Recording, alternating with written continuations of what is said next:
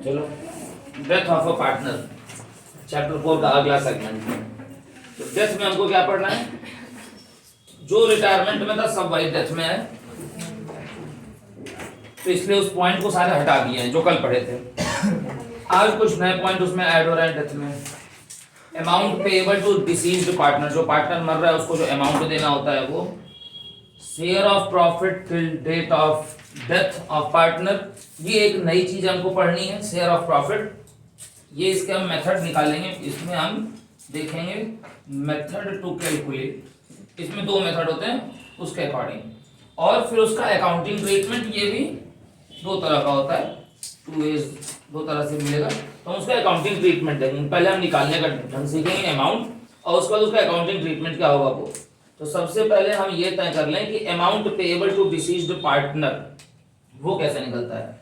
तो मान लो A B C partner है, सी मर गया, तो सी की कैपिटल अकाउंट बनाना सीख लें। सी इज कैपिटल, जो पार्टनर मर रहा है, सी इज कैपिटल अकाउंट। अब सी की कैपिटल में क्या क्या आ जाएगा? सबसे पहले उसकी कैपिटल का क्रेडिट बैलेंस, तो उसके लिए क्या लिखते हैं हम? By balance brought down. फिर नेक्स्ट क्या लिखते हैं? फिर सी को मिलने वाले उसके हिस्से के जो भी रिजर्व वगैरह हैं, वो जो भी तरह के रिजर्व है, WCR, IFR, general reserve, reserve fund जो भी हैं, अगर किसी तरह का रिवैल्यूएशन पे प्रॉफिट हुआ है तो हो जाएगा क्रेडिट साइड में, और अगर रिवैल्यूएशन पे लॉस हुआ है तो हो जाएगा डेबिट साइड में। ये भी कल भी बात किए थे रिटायरमेंट में भी, ठीक है। और क्या चीज? Interest on capital. अब मान लो कि सी 4 महीने रह के मर रहा है और उसकी कैपिटल जो है, ओपनिंग कैपिटल जो है वो 2 लाख रुपीस है। जो भी क्वेश्चन में बैलेंस शीट में सी की कैपिटल दी हुई है वो 2 लाख है। इंटरेस्ट ऑन कैपिटल 10% है, तो 10/100 ही नहीं करेंगे, मल्टीप्लाइड बाई मंथ बाई 12 भी करेंगे। ये हमने पढ़ा हुआ है। तो इंटरेस्ट ऑन कैपिटल निकालते समय बड़ा ध्यान देना पड़ेगा, बच्चे यहाँ पे गलती करते हैं। और इसके अलावा शेयर ऑफ प्रॉफिट जो बैलेंस शीट में गिवन हो बाय प्रॉफिट एंड लॉस नाम से। एग्जिस्टिंग गुडविल जो होगी वो डेबिट साइड में आ जाएगी, वो राइट ऑफ होगी। और सी को यानी कि मरे हुए पार्टनर को मिलने वाला शेयर ऑफ प्रॉफिट, तो वो कौन देगा? वो ए और बी देंगे। तो यहां पे हम लिखेंगे by A capital, premium for goodwill नहीं लिखेंगे, अभी कल ही बताया हूं, और बाई बी इज कैपिटल। मान लो ए और बी पुराने पार्टनर हैं, दोनों के दोनों अगर गेन किए हैं तो ए और बी, अगर सिर्फ ए गेन किया है तो सिर्फ ए का नाम, सिर्फ बी गेन किया तो सिर्फ बी का नाम, ठीक। जो गेन किया जाता है सिर्फ उसी का नाम लिया जाता है, शेयर ऑफ गुडविल, ठीक, ए का और बी का।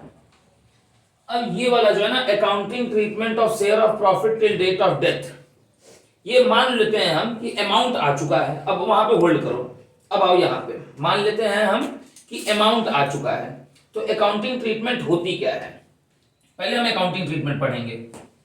अब अकाउंटिंग ट्रीटमेंट जो पॉइंट नंबर 3 है, अगर हम वो पढ़ने जाएं, क्योंकि वहां पे वही लिखना बाकी है क्रेडिट साइड में। अच्छा, डेबिट में 2 और चीजें हैं, एक आ जाएगी ड्राइंग, अगर वो किया होगा इफ इन द केस, तो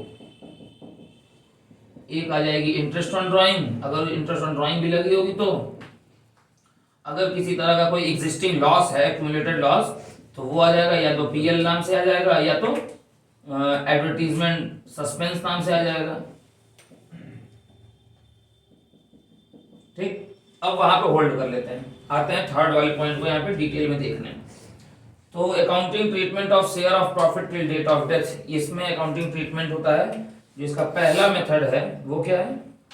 when there is no change इन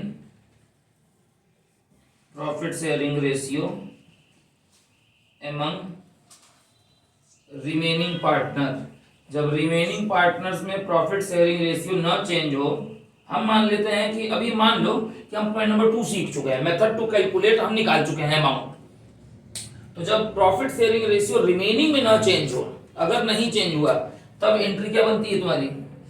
तब एंट्री बनती है profit and loss suspense debit to मरा हुआ पार्टनर की कैपिटल यानी कि सीज कैपिटल, ठीक है। और अगर रिमेनिंग पार्टनर की जो बचे हुए पार्टनर है जिंदा हैं, अगर उनकी कैपिटल चेंज हुई, if there is change in profit sharing ratio of remaining partner, अगर चेंज हुआ तो एंट्री क्या बनेगी? तो सी तो क्रेडिट होगा, सी की कैपिटल तो क्रेडिट होगी, ये तो क्लियर बात है। डेबिट क्या होगा? पीएल सस्पेंस नहीं होगा, ठीक। अमाउंट जो हमने निकाल लिया है वो हम लिखेंगे अभी, और अमाउंट निकालना अभी मैं इसके बाद सिखाऊंगा, ठीक। तो सर तुम्हारी एंट्री बन जाएगी, रिमेनिंग पार्टनर की कैपिटल डेबिट हो जाएगी। रिमेनिंग कह लो या गेनिंग कह लो, रिमेनिंग या गेनिंग, जब क्योंकि जब रिमेनिंग पार्टनर की कैपिटल चेंज होती है तो फिर आप सेक्रीफाइस गेन निकालते हैं, और जब सेक्रीफाइस गेन निकालोगे तो जो बचा हुआ पार्टनर है वो गेन ही करेगा, ये तो सीधी सी बात है। Gaining partners capital debit to मरा हुआ पार्टनर यानी कि डिसीज्ड पार्टनर कह लो या सीज कैपिटल कह लो, मरे हुए को डिसीज्ड कहते हैं, सीज कैपिटल अकाउंट, ठीक। अब तुम इसमें से कौन सा केस लेना चाहते हो? ये करना पड़ेगा, ये एग्जाम में आएगा जरूर। तुम इसमें से केस क्या लेते हो कि अगर उनका अकाउंटिंग ट्रीटमेंट चेंज नहीं होता है तब यहां पे क्या लिखोगे क्रेडिट साइड में? By PL, suspense word use करना पड़ेगा। ये है तुम्हारा थर्ड का फर्स्ट केस। और अगर प्रॉफिट एंड लॉस का रेशियो जो है वो रिमेनिंग में चेंज होता है तो रिमेनिंग का नाम यहां लिखा जाएगा, यानी कि तब फिर आपको दोबारा इधर देख लो, तब फिर आपको दोबारा बाई एस कैपिटल और बाई बीस कैपिटल लिखना पड़ेगा। यानी कि आपको बाई एस कैपिटल बाई बीस कैपिटल दो बार लिखना पड़ सकता है, एक शेयर ऑफ गुडविल के लिए भी और एक प्रॉफिट शेयरिंग रेशियो जब चेंज होता है उसके लिए भी, ठीक। केस नंबर थर्ड क्लियर हो गया। इसी के साथ पार्टनर्स कैपिटल का क्रेडिट साइड हम जोड़ लें यहां पे। अब जो क्रेडिट है वही बैलेंस जो आएगा वो कहां आएगा, कहां लिखा जाएगा? डेबिट में, यानी कि यही वाला बैलेंस उठा के यहां डेबिट के टोटल में लिख देंगे, फिर डेबिट को जोड़ेंगे, डिफरेंशिएट करेंगे, और जो डिफरेंस आता है पेमेंट का तरीका भी रिटायरमेंट में कल ही बताएं। जब बोलता है फुल पे करने को तो क्या करते हैं? फुल पेमेंट कर देते हैं। जब कुछ नहीं बोलता है तो और जब लोन बोलता है तो भी लोन अकाउंट। यानी कि जब पेमेंट को बोलेगा, जब तक पेमेंट को नहीं, सीधी बात है, ऐसे समझो ना कि जब तक पेमेंट को नहीं बोलेगा पेमेंट नहीं करेंगे। लोन बोलेगा तो लोन में, और कुछ नहीं बोलेगा तो यहाँ पे क्या करना है? मान लो कि यहाँ कुछ नहीं बोला तो क्या करेंगे? तो सर यहाँ पे करेंगे सी के एग्जीक्यूटर अकाउंट में पहले डालेंगे। बच्चे यहाँ भी गलती करते हैं, याद रख लेना इस पॉइंट को, तो एकदम स्पेसिफिकली एकदम देख लो। चाहे पेमेंट को बोला हो और चाहे लोन डालने को बोला हो, डिफरेंस को पहले सर उसके, क्योंकि जो मर चुका है उसको आप नहीं पे कर सकते ना। 15 दिन पहले का तुम मर गए, आज तुम्हारा हिसाब किताब सेटल हो रहा है तो आज तुम्हारे खाते में पैसा नहीं जाएगा। तो पहले ये सारा डिफरेंस जो है वो सी के एग्जीक्यूटर में आता है। एग्जीक्यूटर वो पर्सन होता है जो किसी भी पार्टनर का लीगल रिप्रेजेंटेटिव होता है। तो आपको हर हालत में डिफरेंस को एग्जीक्यूटर में ही डालना पड़ेगा एट एनी कॉस्ट। ये बात आपके लिए इंपॉर्टेंट है। और उसके बाद अब क्या करेंगे? नेक्स्ट हम बनाएंगे सी का एग्जीक्यूटर अकाउंट यहां पे, ठीक। चाहे क्वेश्चन में बोले चाहे नहीं बोले, आपको बनाना पड़ेगा सर।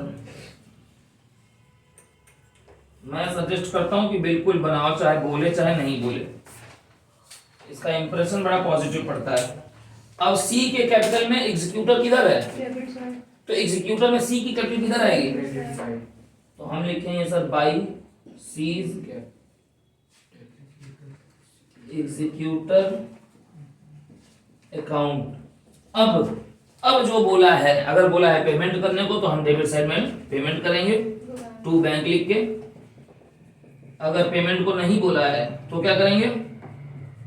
सी के एग्जीक्यूटर का सीज लोन भी यहां भी मत लिख देना, ये भी गलती करोगे तो सीज लोन यहां लिख दोगे। जो मर गया उसका लोन अकाउंट अब नहीं खुलेगा। तो अब वो पैसा जो है वो सी के एग्जीक्यूटर के लोन अकाउंट में जाएगा। ठीक है, मतलब किसी भी कीमत पे जो पार्टनर मर गया है उसके लोन अकाउंट में नहीं जाएगा। अच्छा, पार्शियल पेमेंट और पार्शियल समथिंग बोला है तो कल वाला फंडा, पहले पेमेंट कर लेना, उसके बाद जो बचेगा वो उसके एग्जीक्यूटर के लोन में डाल लेना। डेट खत्म हो गई सर। अब बस इसमें एक चीज बाकी है, ये नोट करने के बाद ये पॉइंट नंबर 2 बताना, यही मेन है, बाकी डेथ में और कुछ है नहीं। और 6 नंबर के क्वेश्चन में रिटायरमेंट या डेथ में से एक क्वेश्चन रहेगा और करके रहेगा, या तो एडमिशन रिटायरमेंट में और करके रहे, या तो एडमिशन डेथ में और करके रहे, या तो रिटायरमेंट डेथ में और करके रहे। ठीक, तो ये क्लियर है। एडमिशन से रिटायरमेंट डेथ से एक 6 नंबर का क्वेश्चन कंपलसरी होता है कि आता है, ये नोट कर लो। उसके बाद फिर ये पॉइंट नंबर 2 बताते हैं तुमको। देखो, calculation of share of profit जो अभी जिसके एंट्री पढ़े हैं, अब उसमें मेथड 2 होते हैं।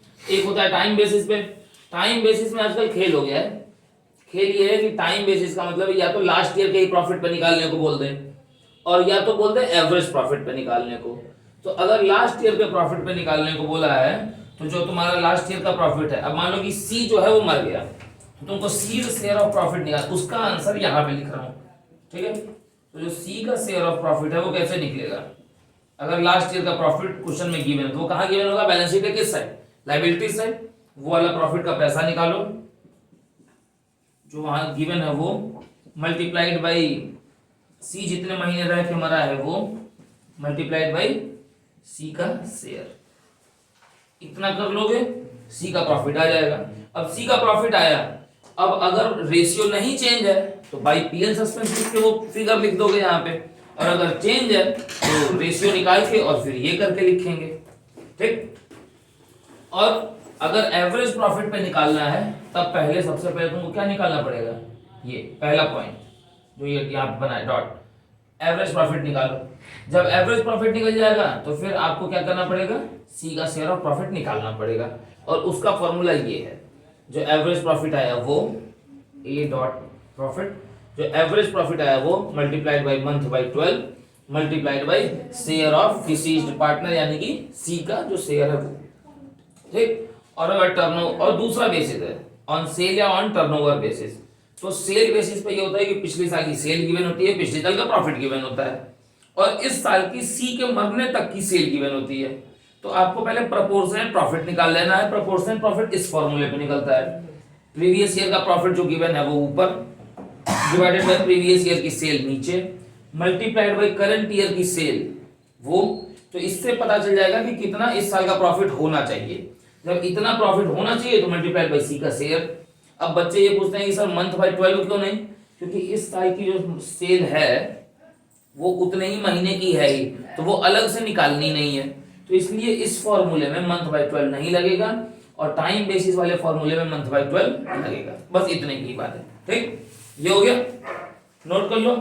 डेथ ऑफ अ पार्टनर जो है वो पूरी तरह से कंप्लीट।